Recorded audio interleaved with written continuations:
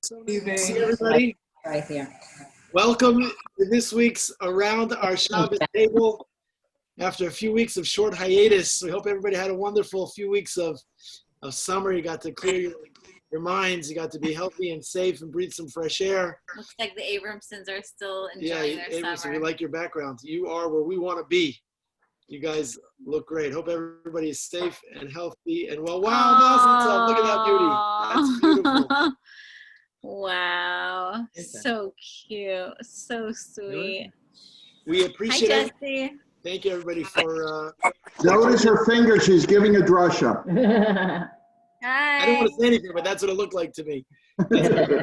Thank you all for joining us this Thursday night. We wanted to change the schedule up just a little bit to accommodate a few conflicts and changes. Anyway, it's closer to Shabbos, so anytime we can feel closer to Shabbos, around our Shabbos table, maybe it's a good simon, maybe it's a good sign that if we're inching closer to Shabbos around our Shabbos table, who knows, maybe that will mean that we can get around our Shabbos table for real.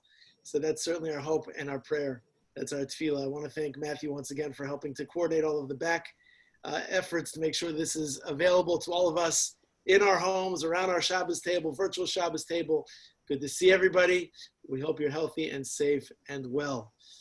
Okay, and so we have that tonight Around the Shabbos Table is generously sponsored by our dearest friends. We thank you, Jerry and Shelley, for sponsoring tonight's Around our Shabbos Table. Honor of Chaya Esther.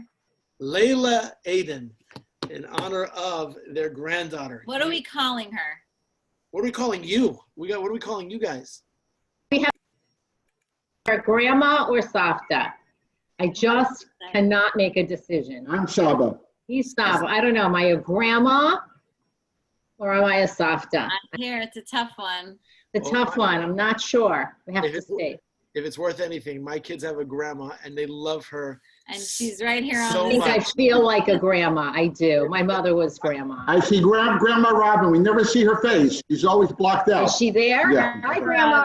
She's hiding. She's hiding. The brightness of her countenance is extraordinary. And so she's young and she's vibrant and she's lovely and we love her. And my children, grandma, the word grandma is synonymous with just goodness. So we're not casting votes. Whatever you're going to pick is going to certainly be great. Wait, but what are we calling the baby? Layla? Layla Eden. There's a lot of people she's named for. Another time. Okay. You know, her Jewish names, her English, they squeezed a lot of folks in there. They just. we have a friend who they couldn't decide on the name. They had like 4 or 5 names. So they decided that they're going to give all 4 or 5 names of them. So when it came to deciding what to call them, it's literally Avram, Yitzchak, Yaakov, Moshe, and Ram.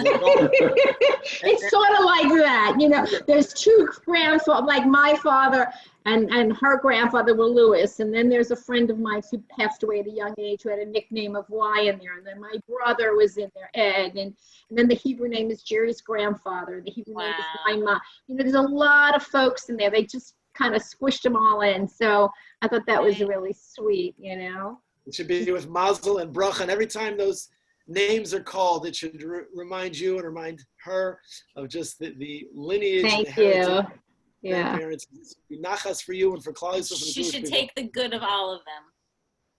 That's right. That's right. Okay, so without further ado, we have an action-packed, jam-packed program tonight for tonight's Around the Shabbos Table. We have the most wonderful host in the entire world, the hostess with the mostest, who I know she's yearning for, as you are, and I am yearning to be around our Shabbos table for real, because the delicacies, the delectables, not just the delicious food, but the wonderful insights and the warmth and the charisma that is our Rebbetzin, Ma'ashes Chayil. So, you don't want to hear me. Okay. Take it away, Jen. First of all, it's so nice to be back. We missed all of you, and this is so nice to see everyone's faces and to be able to connect and have some good conversation. So here it goes. That sounds like the beginning of a song. Matthew, here it goes. Like, you know, you ever hear that? The name that tune? Here it goes. Here it goes. Okay, so I was reading a beautiful piece by Rabbi Jonathan Sachs on the Parsha. And he had what? And that's a doozy. We're throwing out, when you throw no, out Rabbi I'm not going to make Jonathan it into a question. I'm going to make it into a that's conversation. Like a it's a conversation And I think it's a great conversation. And he's basically talking, he takes from, there's a lot of mitzvahs in this week's parsha, but he talks about the mitzvah of inheritance and how a firstborn son receives, he gets preference as far as inheritance goes. And he talks about how the conflict that Yaakov Avinu had when he had, several children from several mothers, and how even though he loved one mother more, we know that he loved Rachel Imenu the most, and he was tricked into marrying Leah. The Torah makes it clear that even though he loved that wife and that firstborn son, Yosef, the most, the Torah decrees that the firstborn child from the first wife is the one that gets the double portion. And he has this whole conversation about the difference between love, which I'm calling like the emotion of a person, and justice, maybe the intellect of a person. And he says that we can get very swallowed up by our emotions and by the love that we feel. And the Torah makes it clear that we can't always make decisions and rulings according to our emotions. And that in this story, even though his heart was one place, the Torah says you give the inheritance to Leah's son, and so the ruling follows justice and not love. So it's an interesting conversation to have about love and justice and where love can lead you to. Love is what brings families together and what creates a beautiful feeling, but it can also take you to a dangerous place if it's not guided by what's right and what's wrong. And the Torah makes sure to tell us that there is a right and there is a wrong. And even though you might feel a certain way, at the end of the day, we have the absolute truth of the Torah to guide us and to make sure that we realize that, in life, and we find this all the time in life, that you feel very passionately about something, but we still at the end of the day have to follow the Torah. And sorry, he's passing notes in class. So really? Okay. No, so I think it's very relevant to today and the kind of day that we had. And just I feel that the world right now is acting based on emotion a little bit, sometimes more than what's necessarily right and wrong. And I'm hearing a lot of like Corona is over. I don't know in which circles what people hear, but in the different circles that I've been speaking to, there's a lot of like, we're done with Corona, and it's just too much, and I'm going to send my kids to school because like we just can't. And that's like a very emotional decision. And I just wonder, how much is based on actual facts and actual knowledge and actual data and actual doctors. And any doctor I've spoken to is saying, it's not over. And it's a little bit hard because we started school today, and two of my kids were the only children on Zoom, so that was really, really hard. Said I could bring this up, so I'm bringing it up. And I think I know that Linda's our ally, so I'm happy about that. So the kids were on Zoom, and they were the only ones on Zoom. So that was a little we had a hard day today, watching that and just knowing, how do people make decisions in this world? Do people make decisions that based on what's the right thing, or do they just base it on, this is what I feel and I can't take it anymore, and it doesn't really matter if, it's going to put people in danger. Excellent. Too heated? No, that's wonderful. Okay. That's great. That's great. I feel like Linda wants to be unmuted. Yeah. So first of all, I think it's an incredibly important topic, and I think it's something that has a lot of different avenues and application in our life.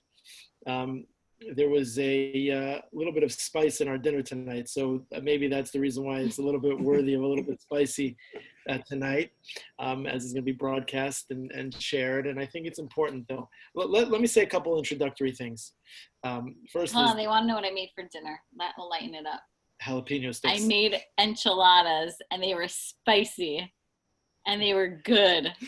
And I will send and I bought ingredients for it that I've never seen before, because my mother, the hidden, mysterious grandma, I don't even think she cooked with pepper growing up. Like, there was no spices, like, in our foods. It was very, like, mild, and I made, like, spicy enchiladas. It was really good. Sorry. Yeah, So let me say a few things. What? Wait, can you unmute her? Yeah. You didn't wipe your eyes, I hope. With the I know. spice. Well, I didn't wipe my eyes, and I actually left out the jalapenos because I'm scarred for life with jalapenos.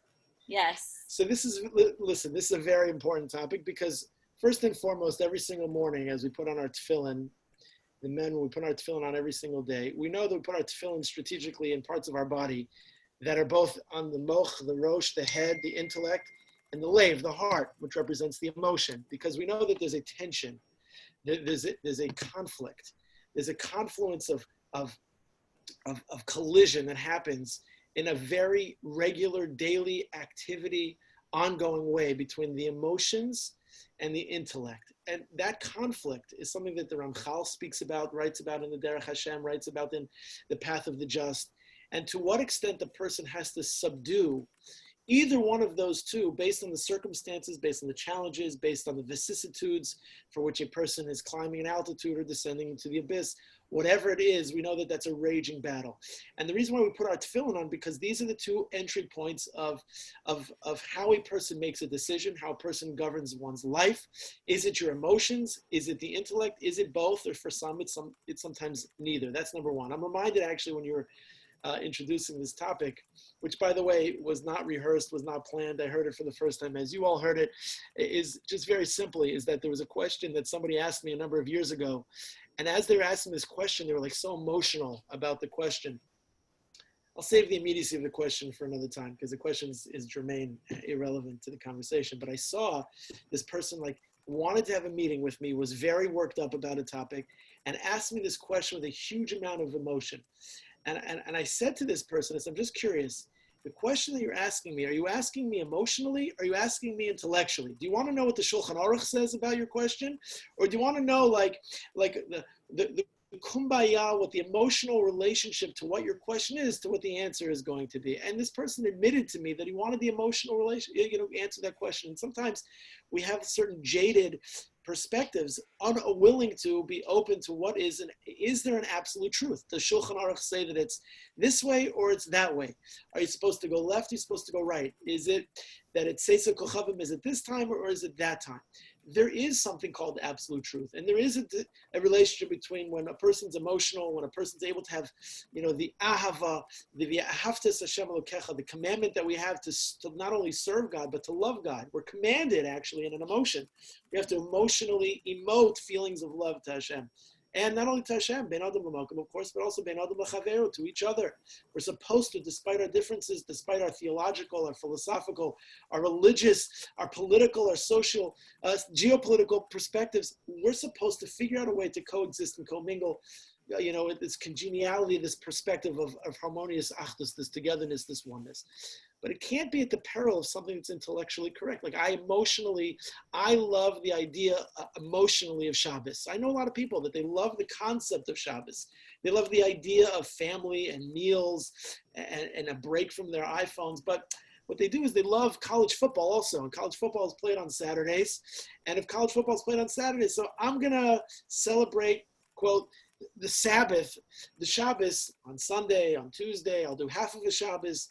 I'll relate to the emotional parts of it, that Passover has become like family gathering, Thanksgiving of sorts, that's an emotional, beautiful part of it. And that should not be minimized or diminished, shouldn't be celebrated. Of course it should be. But it can never come at the peril of what the intellectual obligations are, right?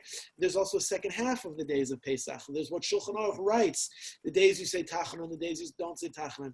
There are very specific laws and ordinances.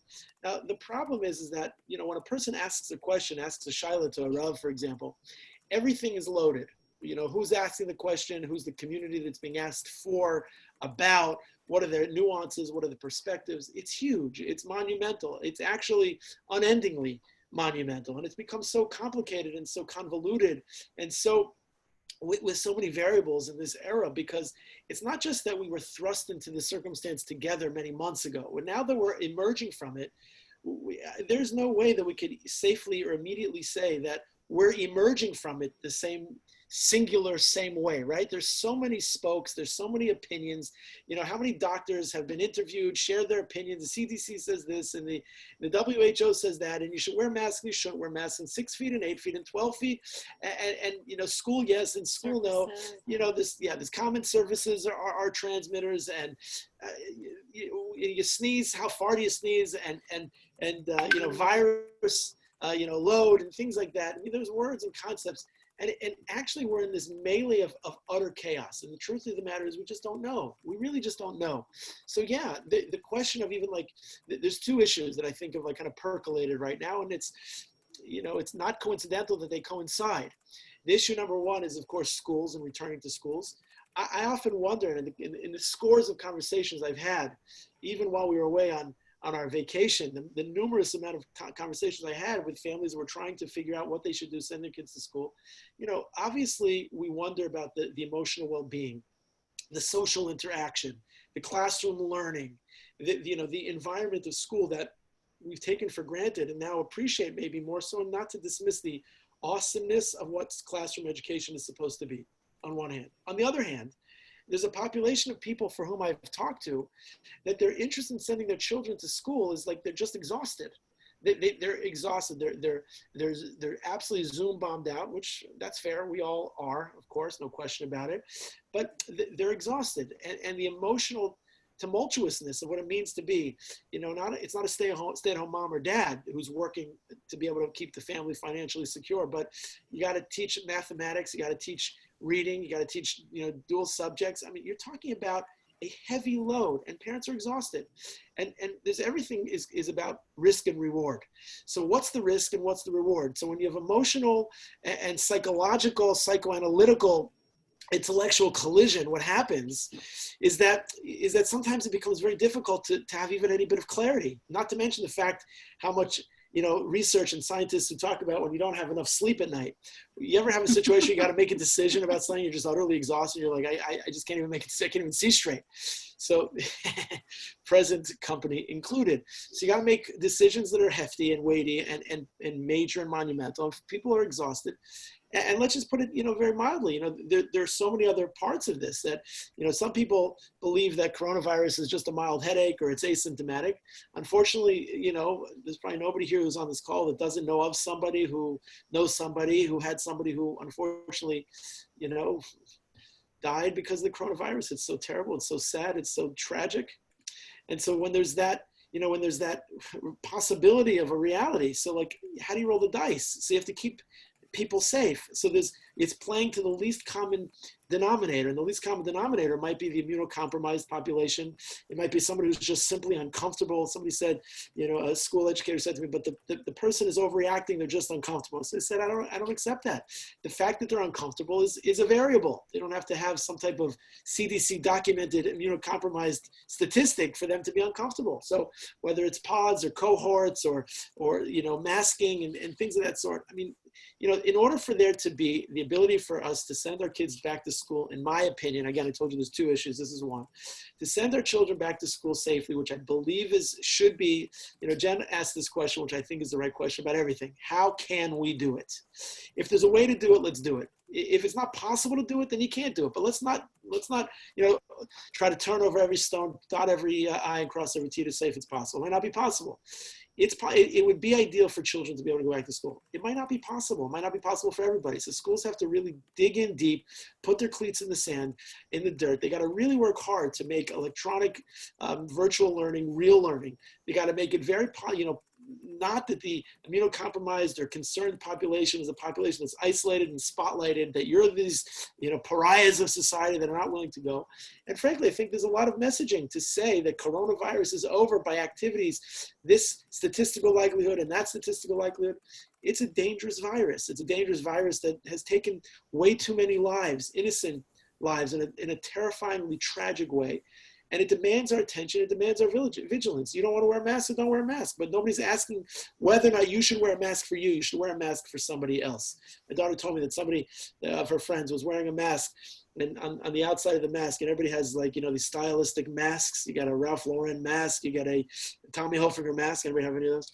No, but in the school handbook now, it has to say, please only come to school with appropriate masks. Right. Like, oh my gosh, how did that make it into the school handbook? Yeah, you can't have designer mask, whatever. But the mask outside said, this is for Savta, this is for Bubby, this is for Grandma. Because, it might not be for you, but it might be for somebody else. So I think that, yes, it's like anything else. You can have your cake and eat it too, but you got to be responsible for even the minutia, the smaller population, the compromised population, the worried population. Anybody who thinks that they are a statistician, a doctor who hasn't spent a second, a fraction, a millisecond in medical school. Everybody's like this neurophysicist. Everybody's now a scientist. Everybody's an elaborate, a published theorist that now knows everything about everything. So I think that's point number one. Point number two is that there's a Rebbe that I'm very close to, who I'll guess, even though it might disappoint somebody here, I'm not going to say his name publicly here, but he's a Rebbe in the Five Towns. He's a Rebbe in the Five Towns. He has a big shul and a big following. On Tisha B'Av, his shiurim were streaming. Over 30,000 people were watching his shiurim. He put out a video today that was sent to his kehillah, was sent to his community, and to a number of rabbanim saw it, basically chastising the people of his community in the nicest, most Toradic, most benevolent, kindest way, but really doing it the way this tzaddik knows how to. Why? Because people who are now registering for Rosh Hashanah seats, and now they're realizing that, Rosh Hashanah, the way they remembered it from years ago, is not going to be the Rosh Hashanah as it is now. Okay, what happens when a Jew doesn't get what they want, and they don't perceive that they're going to get what they want? They get a little bit nervous. My seat, and who I'm going to be sitting next to, and there shouldn't be, this amount of shofar blowing, and I want this thing, and the Gabbayim don't know this, and this rabbi from another shul said that, and the CDC, WHO, World Ad Hoc Community says that, and this doctor from Timbuktu said that. This rabbi says, Rabbi Say, this is the shul, and I'm the Rav, and these are the volunteers, and this is the Hanhala, this is the administration. You want to quote that rabbi? Go to that rabbi. You want to quote that doctor? Let that be your doctor. Meaning, people have lost themselves. There's an uncompromising. You know what he said? He said, just be nice. Just be nice. There are people said to me, somebody said to their rabbi, it's just not going to look like Rosh Hashanah like last year. I said, guess what? I wouldn't call you a Navi or anything. I wouldn't call you the greatest, prophet since, Micha and, and Yechezkel. But you're right. Actually, it's not going to look the same. It's going to be great. It's going to be positive. We're going to make the most of it. We're going to have to pivot. The key word of 5780 is pivoting. We're going to have to pivot. It's going to be less people. It's going to be less sounds of the shofar during the Musaf. It's going to be faster. It's hard to stand in a room with a mask for 45 minutes, let alone a few hours.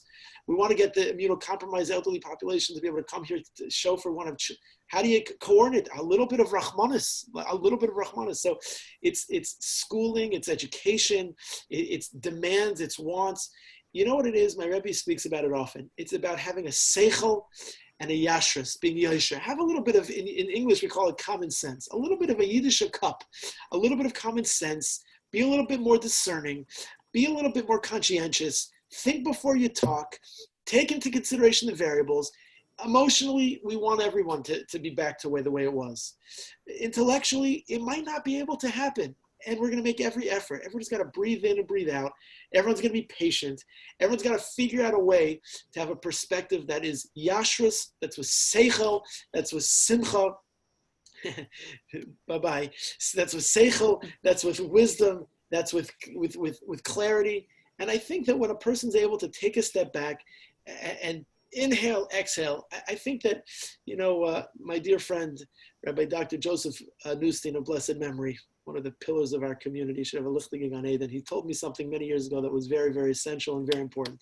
He told me that, disappointment is in relation to expectation. If you have big expectations, you're going to have a lot of disappointment. That doesn't mean you shouldn't have expectations of people, of institutions, of time periods. You can have expectations. Rebbetzin Shalom has expectations of us and we of him.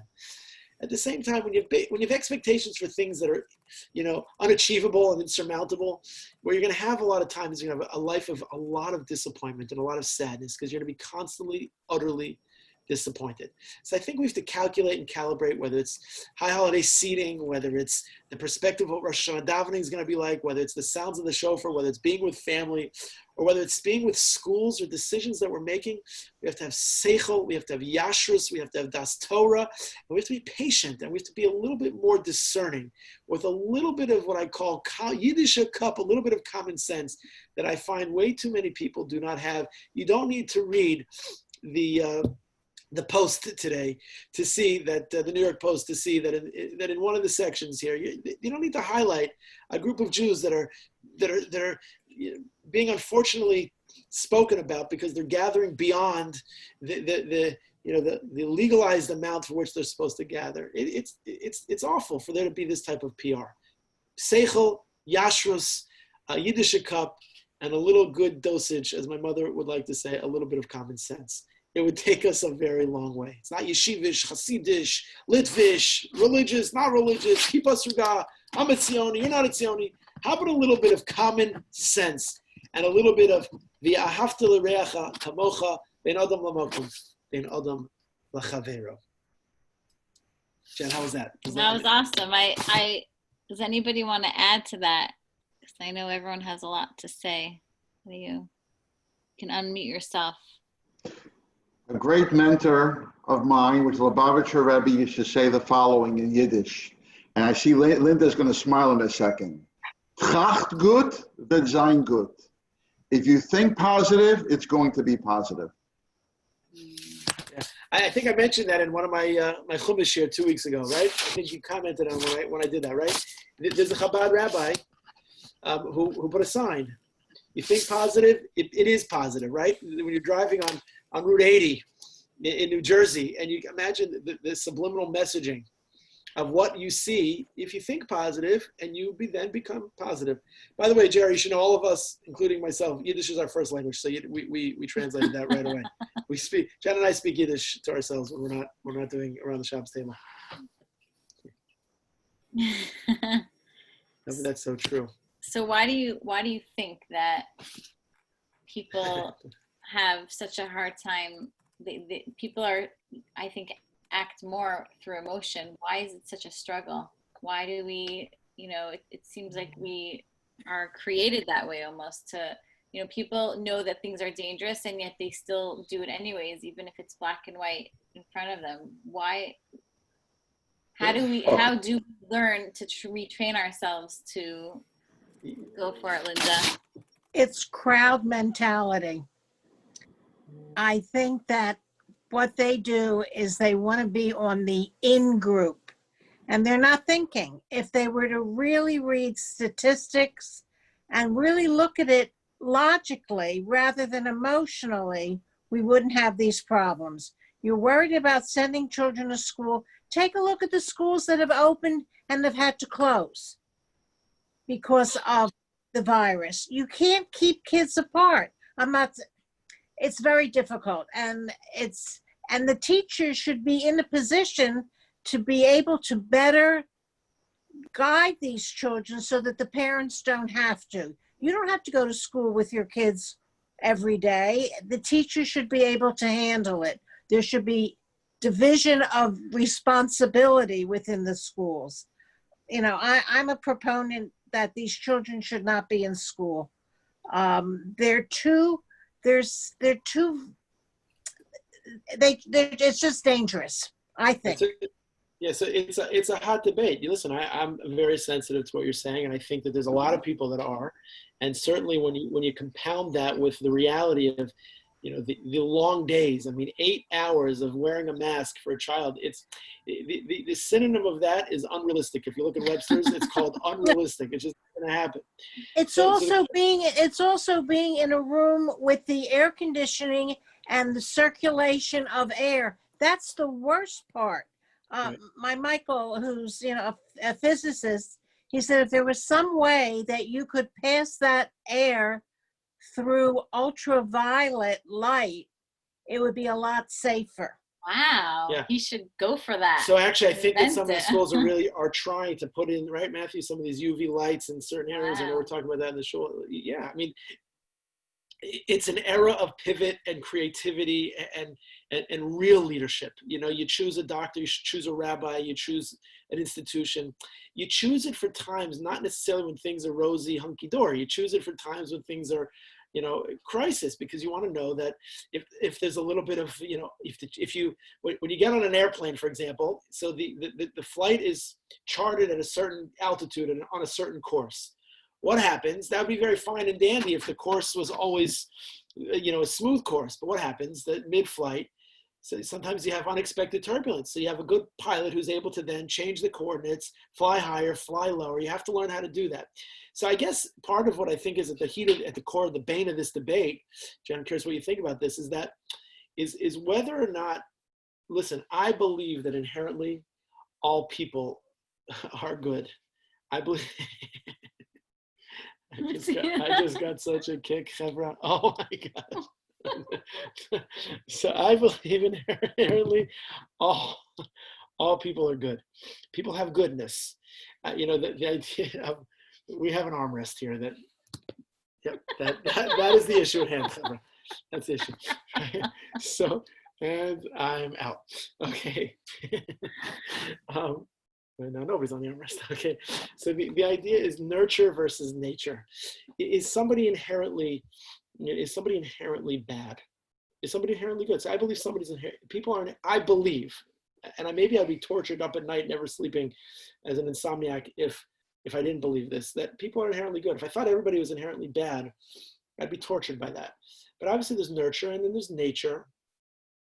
And the question, of course, is that the struggle between knowing that people have inherent goodness and the influences of their societies, of their families, of the pressures of the workforce, of the love of money and the getting ahead, and the selfishness that has come as a result of some of the lifestyle choices that people make. So it's community. It's what people will say about you. Are you part of the posse, right? Like you're saying. But then there's something else, is that we live in a generation of I. It's not by chance that it's an iPhone, it's an iPod, right? It's an I, right? It's an I generation. It's selfish. It's like, even if you're an Israeli on the call, right? This is Shelly and Jerry. If it's Kin Lee and Bis Lee, right? So it's Lee. Everything is Lee. Everything is, I possess it. It's for me. Somebody even said, I said this in a drush a few years ago. Yeah, but Rabbi, there's the we. Matthew, is there still we? Do people still have a we? Yeah. So somebody said, not everything's the I. Kids play a we also. So I said, Sadako, how do you spell we? We spell the video game we is W-I-I. So it's not even that it's W-E. It's a double I. Everybody's interested in what's going to move their agenda forward. How am I going to get ahead? How am I going to, get ahead in business? How am I going to get ahead socially? How am I going to get ahead economically? How am I going to get ahead? Just so that I should feel that I'm getting ahead. So I think people make a lot of decisions not really so concerned about what happens around them. They're not really thinking about the elderly population or about immunocompromised population. They're not really concerned about, they would be concerned if there was someone in their family that had that population statistic. I like to tell people, I've told a number of people, everybody's immunocompromised. Everybody. You know what the difference is? Some people know it and some people don't know it. There's no other way of explaining it. Everybody, somebody's walking around that they're not immunocompromised. It's anybody can have anything at any time because of anything. I don't wish that on anybody. We don't hope that for anybody. But is that people want, hey, they got the magic antibodies. Oh, they can fly. They can now walk on water. They don't need a plane to cross the Atlantic. They can walk across the Atlantic because they got antibodies. 3 months of antibodies, but it's 4 months of antibodies. It's 10 months of antibodies. It's 100 bucks. You go to Costco, you can get a bottle of antibodies. I have no idea what it is, right? But here's the bottom line, is that everyone's a chacham. There's a little bit of selfish, and there's a need to be selfless.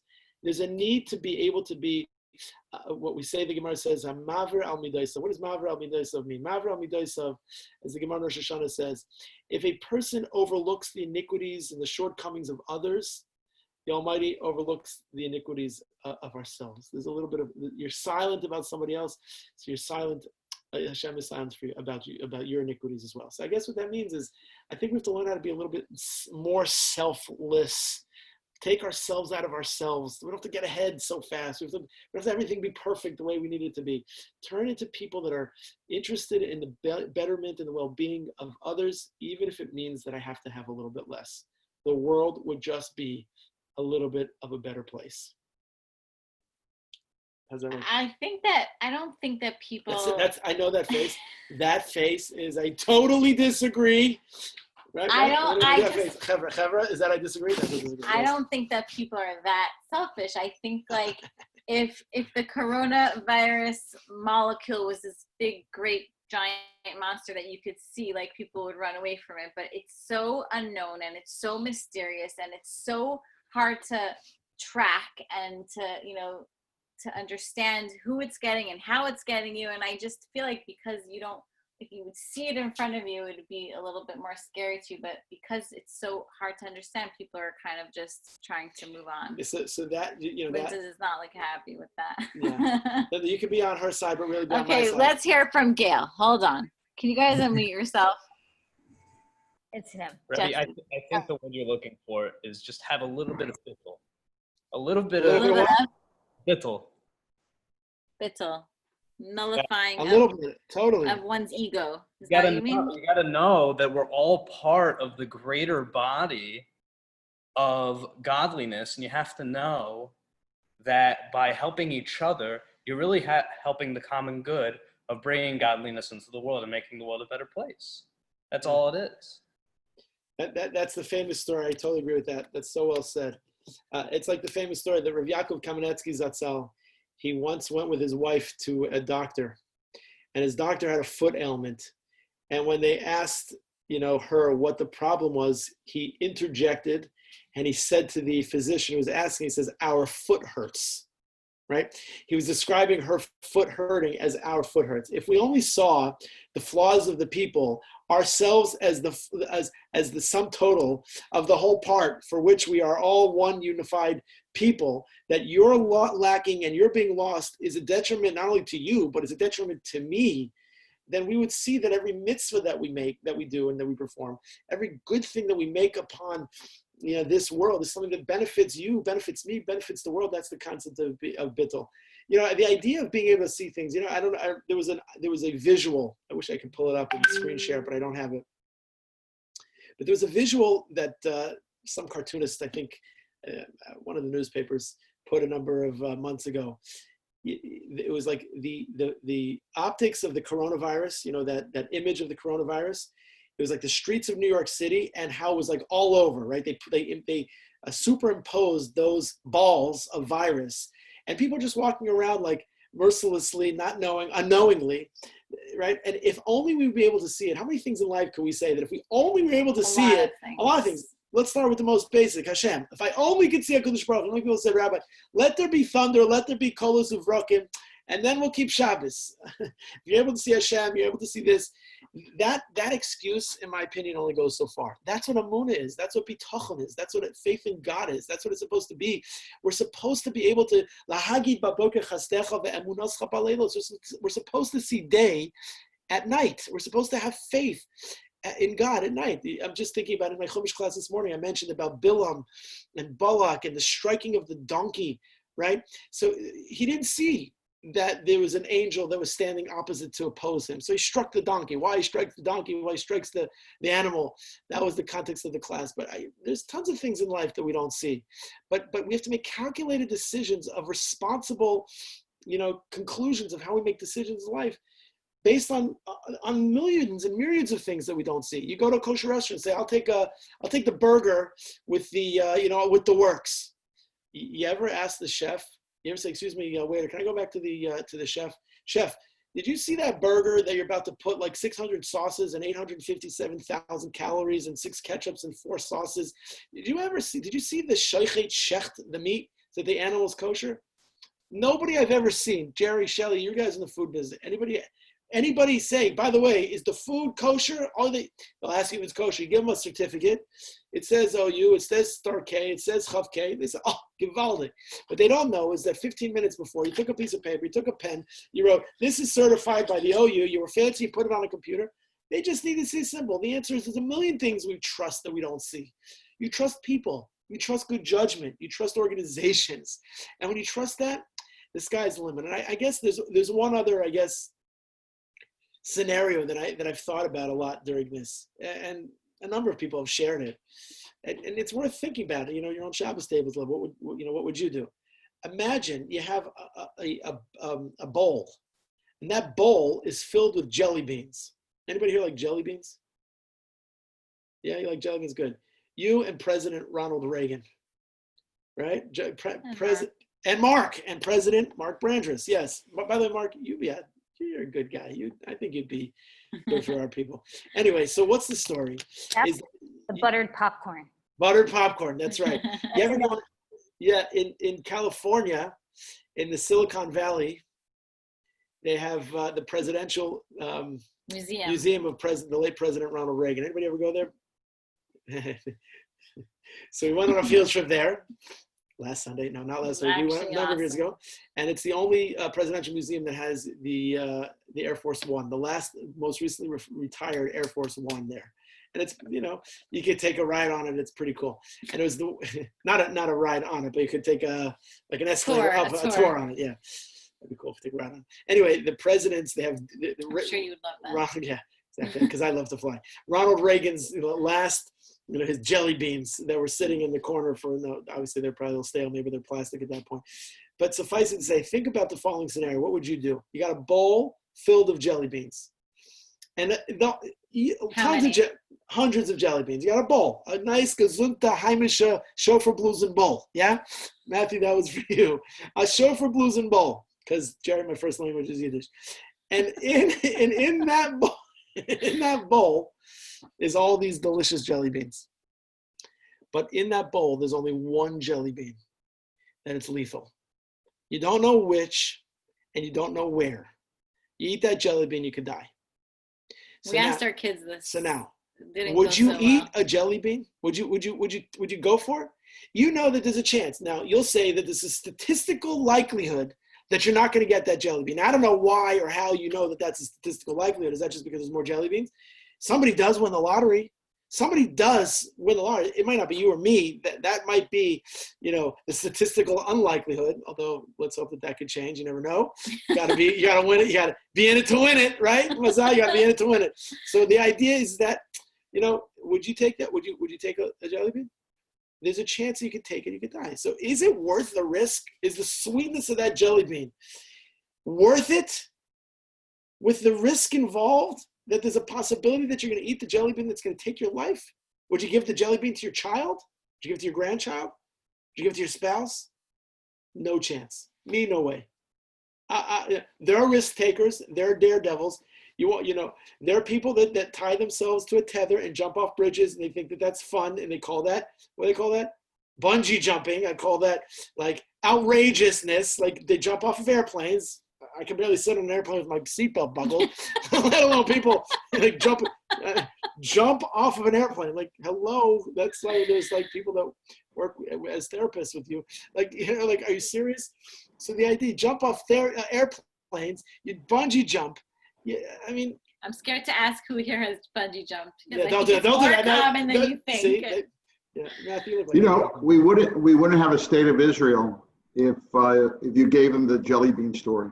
Yeah, balance. Meaning- balance. Sometimes you have to take risks to Right. accomplish. So there is, it's very interesting because we're talking about each of us is coming from a specific perspective. And depending upon what your perspective is, how you see the world. So many people look through their own personal keyhole. And I will tell you a story because I think that's what each of us is doing here. We have our own personal keyhole. And I think you see that, Jennifer. And when I talk about the keyhole, I talk about the story of a man is looking through a keyhole and he's aghast. He sees a woman is being beaten. And he quickly opens the door to rescue her and she's not being beaten. She's getting a massage.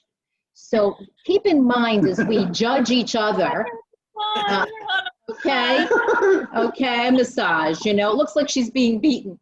So we look through keyholes, and that's the message I always speak to my children, is that the keyhole, that you have to open your perspective and not look through a keyhole. Whether it's Corona or anything else, when you look through a keyhole, you see a narrow perspective. So Rabbi, when you only see in the jelly bean, and there's thousands of jelly beans, the poison, sometimes we get frozen in life and people don't move because they see poison in every corner. And you cannot look at life by seeing the poison. So stop looking through the keyhole and see the big picture and understand that each person has their own personal keyhole. And I will leave you on that to think about it, not to argue with, but just to think about it over Shabbos. Do you see the world through a keyhole, or have you opened your vision to more? Jennifer, pillow talk for Shabbos. I definitely, listen, I think that you're right. For sure, it's about perspective. And maybe there's a difference between existential, the state of Israel, the Jewish homeland. We would have it, we won't have it, versus anything else. I could tag Linda here in a minute to back me up because I know that she's always good for that. But no, for sure. There's somebody actually, just as you're talking, you're right. Everybody has their story. Everybody has their thing. Somebody asked me, called me up 2 nights ago, urgently, we have to talk, 2 nights ago, and said they were in shul and somebody said to them something that really offended them. They were talking about the business and this. He said, this guy said, you're too small for me. You're too small for me. And this guy calls me up. He was very offended. He says, Rabbi, what do I do? Should I confront this guy? Call me too small. Maybe he's right. Maybe I am too small. But who's the chutzpah?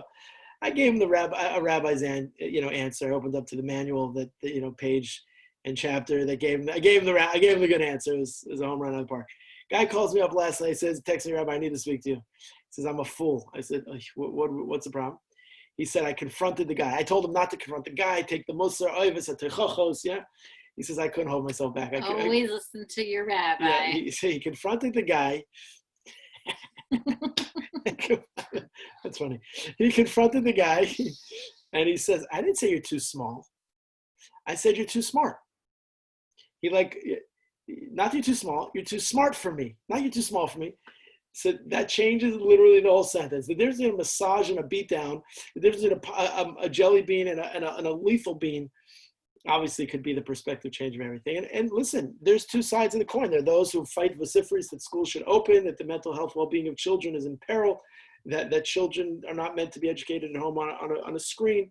And there are those, that are arguing the opposite, that children we're not ready for it, and that there's dangers involved and you're putting other people at risk.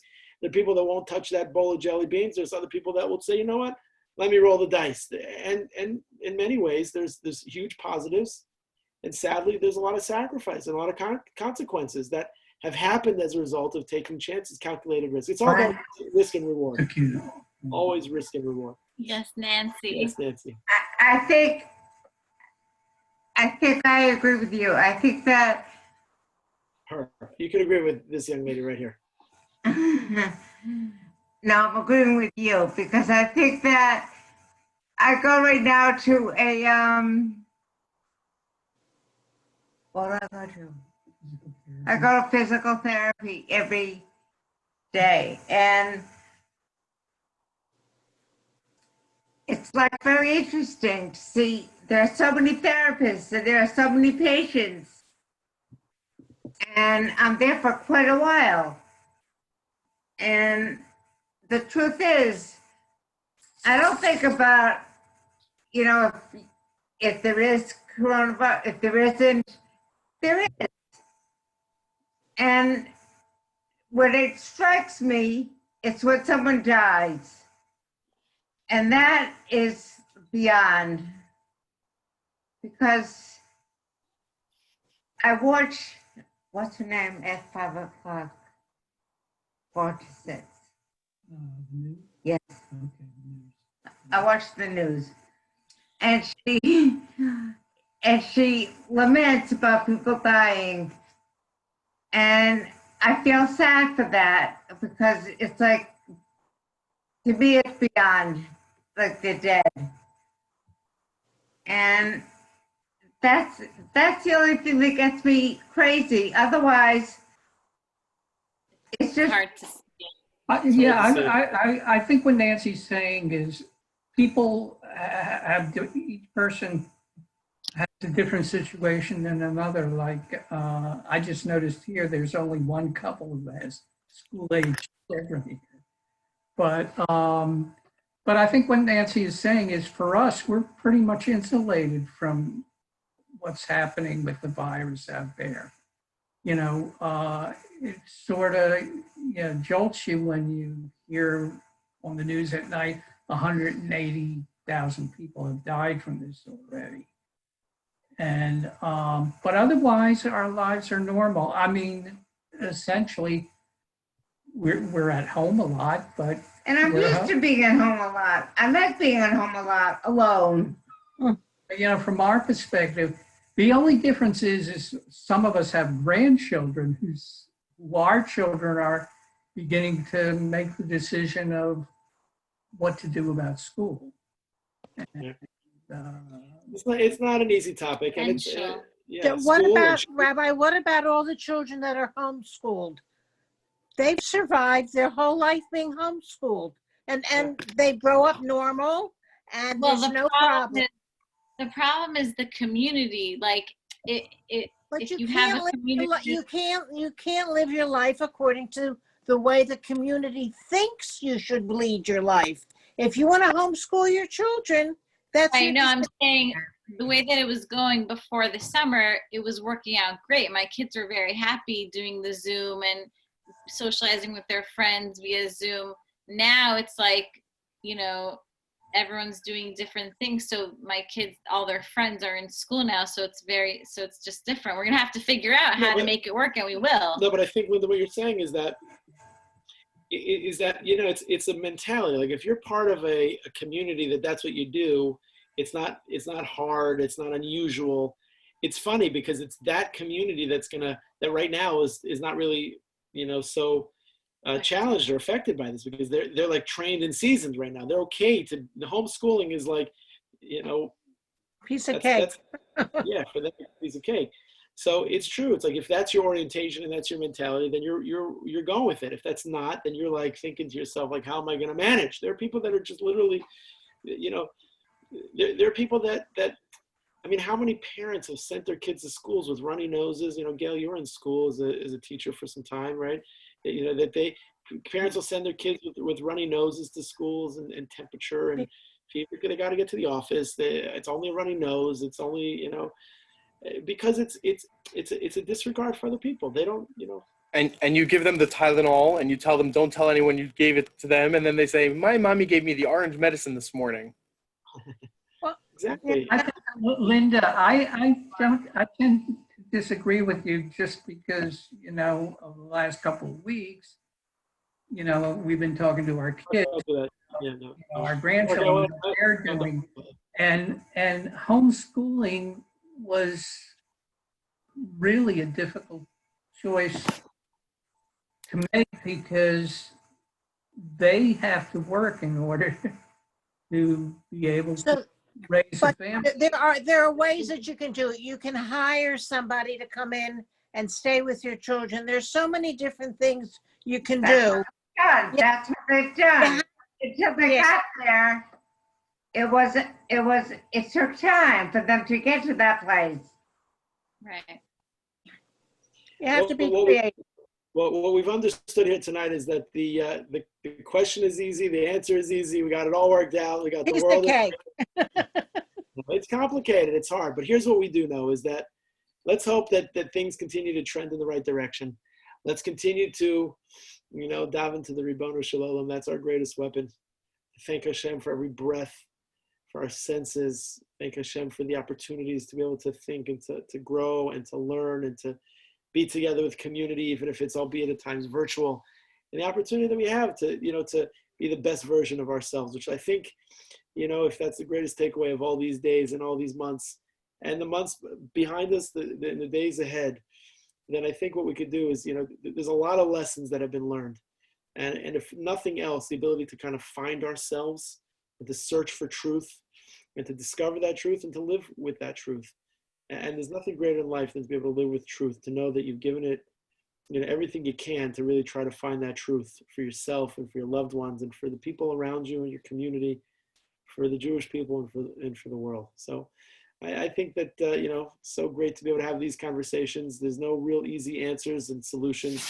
We're just sharing by way of just the informal around our Shabbos table. And there's no question about it. These questions are meaningful. The conversation and camaraderie is great. But when we have Jennifer's challah and all the yummy dips and the cholent and the kugel and the chicken, we have that all together. It makes the conversations all that more delicious. Flat, skinny chicken. Yes. Yeah. Yes. We have they'll give it to you in Aroma if you go. You can get it there. Just tell them I sent you. I haven't been there in 6 months. Oh my goodness. I haven't been to a grocery store. Once I went. Wow. And I haven't missed a meal. They're selling. And you haven't missed a meal. Isn't that amazing? We've been eating only fat chicken since then. I'm really fat up those chickens. I don't know what to do with myself. Please, Corona, I can have a thin piece of chicken already. I wish you all a wonderful night. Thank you so much for joining us around our Shabbos table. Thank you, Jerry and Shelly, for sponsoring. Thank you all for being with us. We love you all. And we look forward to Shalom, everyone. We love you. Thank you so much. Have a beautiful Shabbos. Love you all. And we love you.